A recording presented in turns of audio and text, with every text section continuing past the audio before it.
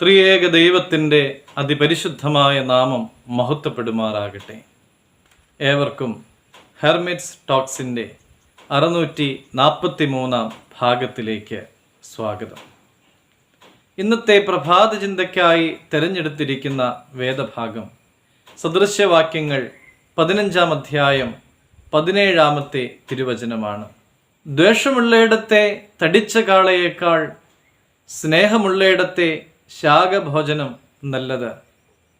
പരസ്പരം നിന്ദിച്ചുകൊണ്ട് വില കൂടിയ ഭക്ഷണം കഴിക്കുന്നതിനേക്കാളും അല്പമേ ഉള്ളൂ എങ്കിലും വില കുറഞ്ഞതാണ് എങ്കിലും ഭക്ഷണം സ്നേഹം പങ്കുവച്ചുകൊണ്ട് കഴിക്കുന്നത് തന്നെയാണ് നല്ലത്. സ്നേഹത്തിൻ്റെ വൈശിഷ്ട്യത്തിലേക്കാണ് ഈ വാക്യം വിരൽ ചൂണ്ടുന്നത്. നമ്മുടെ കർത്താവ് യേശു തമ്പുരാൻ കൽപ്പിച്ചു, നിങ്ങൾ ശത്രുക്കളെ സ്നേഹിപ്പിൻ. വളരെ പ്രയാസമുള്ള ഒരു കാര്യമാണല്ലേ.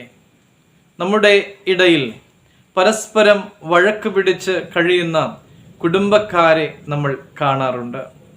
അങ്ങനെയുള്ള കുടുംബങ്ങളിൽ വിവാഹം പോലുള്ളതായ വലിയ ആവശ്യങ്ങൾ നടക്കുമ്പോൾ വിളിച്ചു എന്ന് വരുത്തി തീർക്കുന്നതിന് വേണ്ടിയിട്ട് ആ വിവാഹം ക്ഷണിക്കുന്നത് നമ്മൾ കാണാറുണ്ട്. അവർ ക്ഷണിച്ചു, ഞങ്ങൾ വന്നു എന്ന് വരുത്തി തീർക്കുന്നതിനായി വിദ്വേഷം ഉള്ളിൽ വെച്ചുകൊണ്ട് തന്നെ അതിൽ വന്ന് പങ്കുകൊണ്ട് മടങ്ങുന്നവരെയും നമുക്കറിയാം.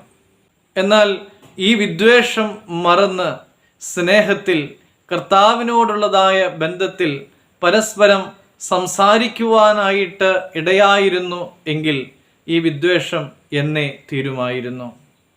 വിദ്വേഷത്തെ തീർക്കുവാനായിട്ട് സ്നേഹത്തിന് മാത്രമേ സാധിക്കുകയുള്ളൂ. ശമര്യരുടെ ഒരു ഗ്രാമത്തിൽ പ്രവേശിച്ചപ്പോൾ യേശു തമ്പുരാനെ അവിടെ സ്വീകരിക്കാതെ ഇരുന്നതുകൊണ്ട് ഉയരത്തിൽ നിന്നും അഗ്നി ഇറക്കി ഇവരെ നശിപ്പിക്കട്ടെയോ എന്ന് ചോദിച്ചവരിൽ യോഹന്നാൻ യേശു തമ്പുരാൻ്റെ മനസ്സ് പ്രാപ്തമാക്കിയപ്പോൾ മാത്രമാണ് കുഞ്ഞുങ്ങളെ നിങ്ങൾ തമ്മിൽ സ്നേഹിപ്പിൻ എന്നുള്ള സന്ദേശം എഴുതുവാൻ തക്കവണ്ണം പ്രാപ്തി നേടിയത്. കർത്താവിൽ സ്നേഹമുള്ളവരെ, നമുക്കും കർത്താവിൻ്റെ മനസ്സ് സ്വീകരിക്കാം, തമ്മിൽ സ്നേഹിക്കാം. അതിനുള്ള കൃപ തമ്പുരാൻ നമുക്ക് നൽകട്ടെ. ദൈവം അനുഗ്രഹിക്കട്ടെ.